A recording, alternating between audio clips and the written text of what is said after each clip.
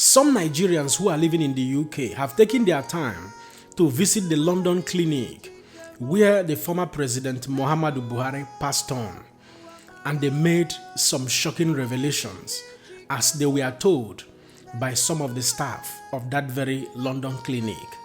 But before then, there are a few things that we need to acknowledge and establish.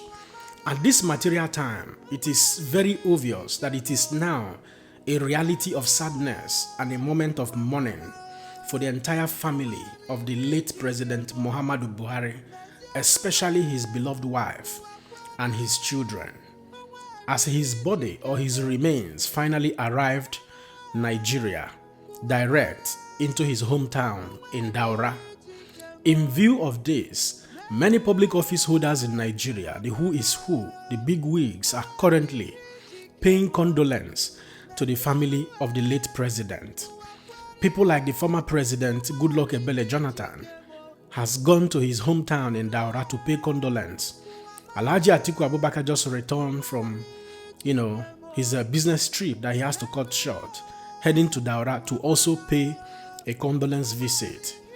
The former President Olusegun Obasanjo has equally, tendered his heartfelt condolences to the family, praying that the good Lord should forgive President Muhammadu Buhari of his sins, of his inadequacies, and accept him into his kingdom.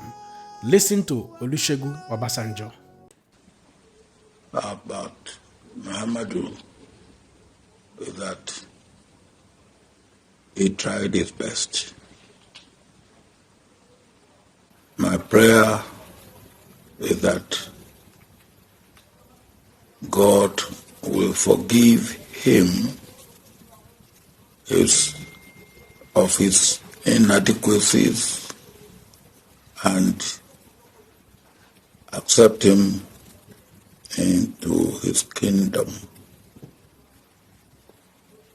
It's a loss to the nation, because at a time like this, we need the totality of the experience and what I may call statesmanship of all those who have had opportunity to run the affairs of this country in the past to get us out of the situation we are in.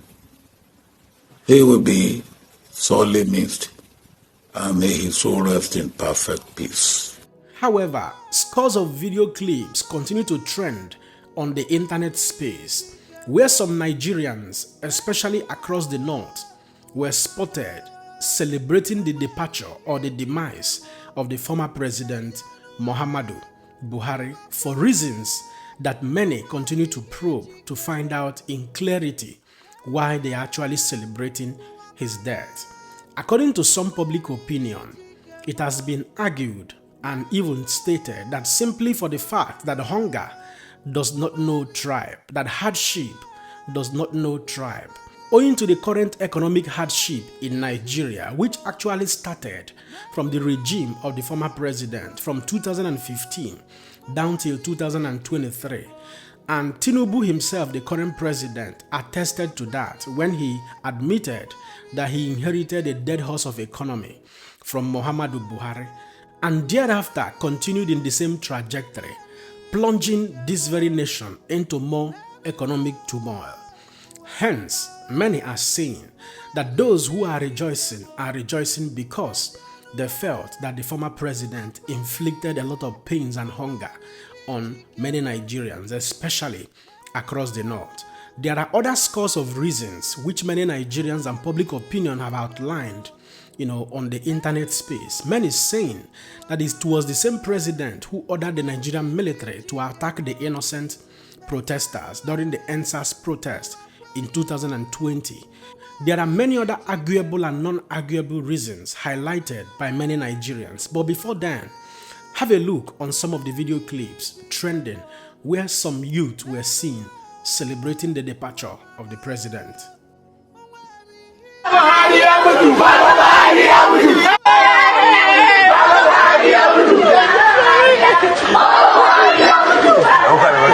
Having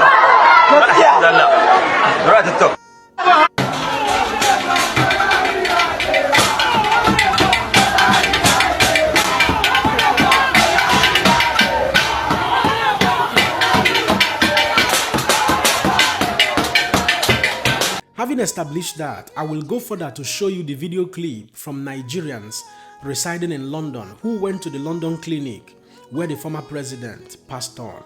But before then, I want to acknowledge that it is in my nature as a Christian to acknowledge and sympathize with the dead. I share my heartfelt sympathy with the families of the late President Muhammadu Buhari. However, before you take a look on this video, we must not forget that one of the underlying reasons why the late President Muhammadu Buhari overthrew Shagari in 1983 was when he stated that the Nigerian clinics, Nigeria, healthcare system was becoming a mere consulting clinic, that nothing was happening, that it was degenerating and dilapidating.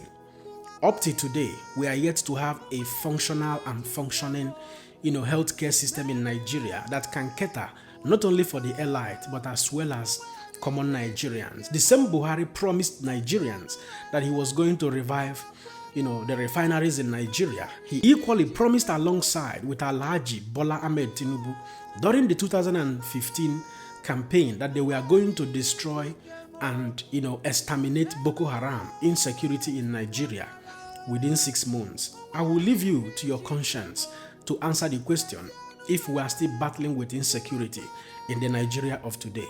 Now, sit back and listen to the revelations made by these Nigerians living in the UK. Where are we live from? We're live from the London Clinic. This is the London Clinic. This is the London's largest, as we're quoted, private hospital. Just on Harley Street.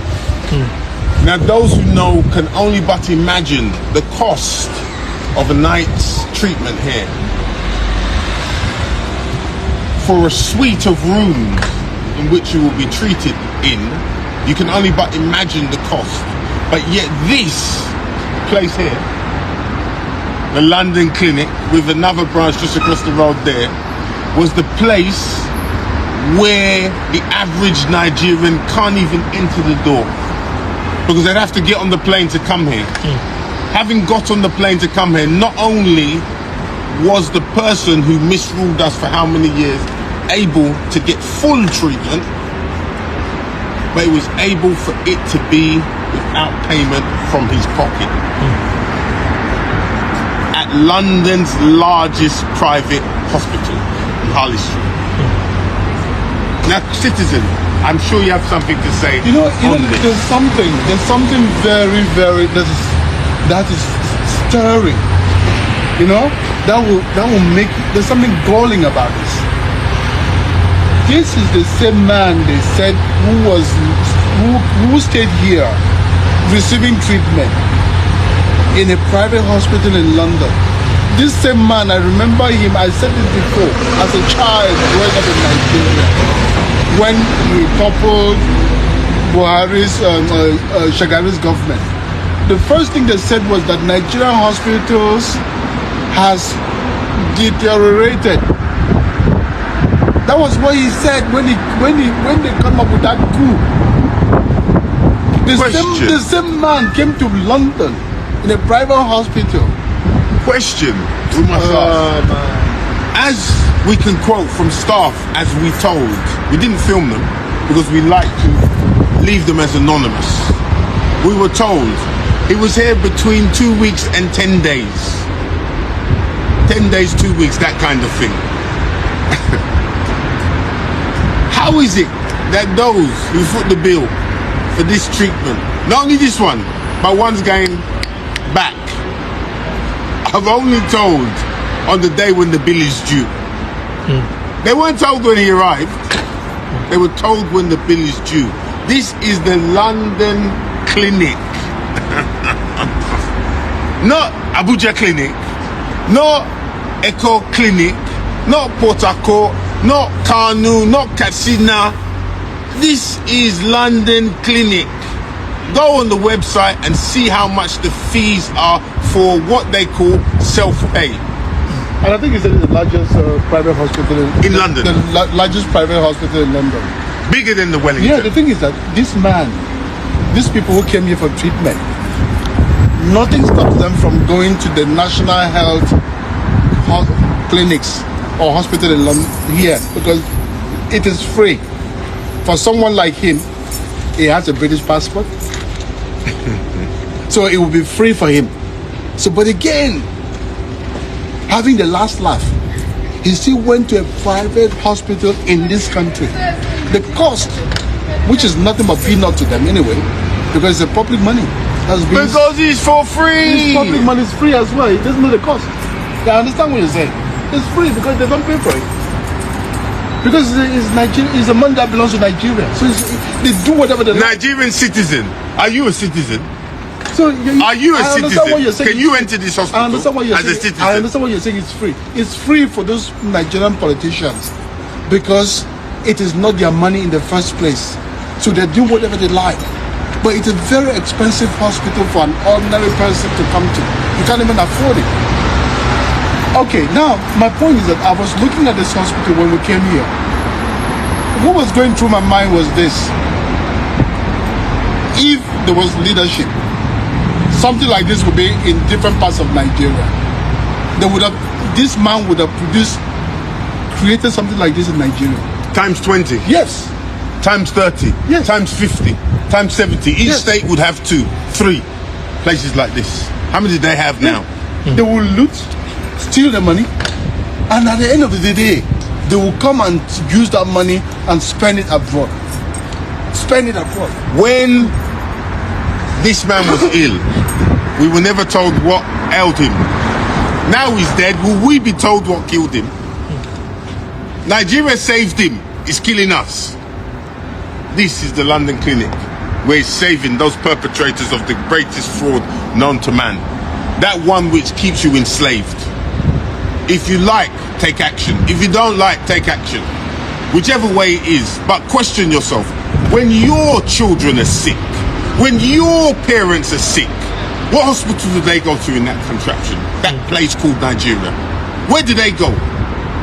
Is it the same London clinic? On that note, well, this is a short one, with vigor and militancy. We say take it back. Action. We say take it back. Action. We say take it back. Action. Action. No going back. I'm pretty sure you listened to those gentlemen very carefully. Now, one question for you. Do you think that we are moving forward or moving backward? It was the same Buhari who approved about 21 billion naira some time ago for a medical clinic in Aso Rock. What has happened to that 21 billion naira? What has happened to that very project? Now, cumulatively, you will begin to see the bigger reasons why many Nigerians home and abroad are clamoring for a new Nigeria, especially if you have been privileged to live outside the shores of Nigeria. You will understand that we are truly suffering. If not because Nigeria is a secular state, Nigeria is a religious country that is a mix of both Islam and Christians. Religious belief has been one of the fundamental, bedrock sustaining many Nigerians, believing that someday God will come, believing that things will get better. But religious belief does not build the economy. It does not save anybody. It is actions, because God has given us everything we require to make a beautiful life. That is why today in America, in Germany, in London, wherever you live, government is working and religion is under the government laws. That is how it's supposed to be. But in Nigeria, religion is mostly being considered first in making most of the laws. That is how the elites have infiltrated the religious organization, turned things around to their own benefit. Nigeria needs credible men and women, intentional men that can actually help to rebuild this country. We need to lay a new foundation of democratic governance, such that the evil we have accepted as a tradition can be made public and, unanimously recognized to be evil. and a stop will be put to it. At this point, I will allow you guys to be the judge. Don't forget to let me know what you think in the comment section and share this video. May another person see am. God bless you.